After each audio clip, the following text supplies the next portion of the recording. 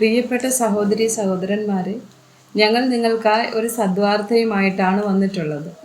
2025 ജനുവരി 1 മുതൽ 365 തലക്കെട്ടുകൾ ഉൾപ്പെടുത്തിക്കൊണ്ടുള്ള വർഷം മുഴുവൻ പ്രാർത്ഥിച്ച് ധ്യാനിക്കാനുള്ള വചനങ്ങൾ ഞങ്ങൾ പങ്കുവയ്ക്കുന്നു.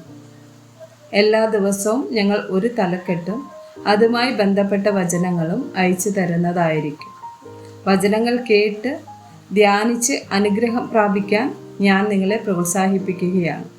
ദയവായി സബ്സ്ക്രൈബ് ചെയ്യുകയും നിങ്ങളുടെ കൂട്ടുകാരുമായി പങ്കുവയ്ക്കുകയും ചെയ്യുക. നന്ദി.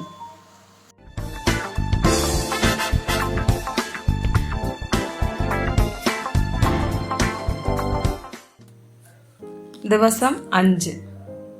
നേട്ടം. പുറപ്പാട് 39 വചനം 43. മോശെ പണിയൊക്കെയും നോക്കി. യഹോവ കൽപ്പിച്ചതുപോലെ തന്നെ അവരത് ചെയ്തു തീർത്തിരുന്നു എന്ന് കണ്ട് മോശെ അവരെ അനുഗ്രഹിച്ചു. 1 രാജാക്കന്മാർ 6 വചനം 14. അങ്ങനെ ശലോമോൻ ദൈവാലയം പണിതു തീർത്തു. നെഹമ്യാവ് 6 വചനം 15. ഇങ്ങനെ മതിൽ 52 ദിവസം പണിത് ഏലൂൽ മാസം 25-ാം തീയതി തീർത്തു.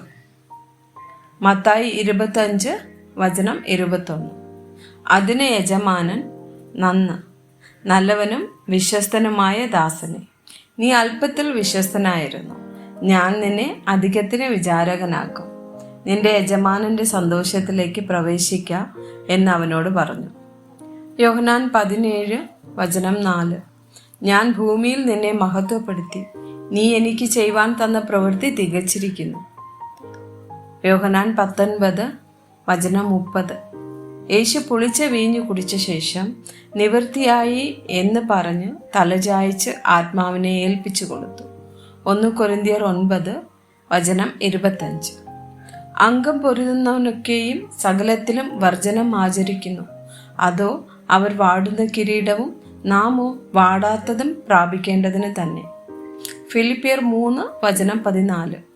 ഒന്ന് ഞാൻ ചെയ്യുന്നു, പിമ്പിലുള്ളത് മറന്നും മുമ്പിലുള്ളതിന് ആഞ്ഞും കൊണ്ട് ക്രിസ്തയേശുവിൽ ദൈവത്തിൻ്റെ പരമവിളിയുടെ വിരുദ്ധനായി ലാക്കിലേക്ക് ഓടുന്നു.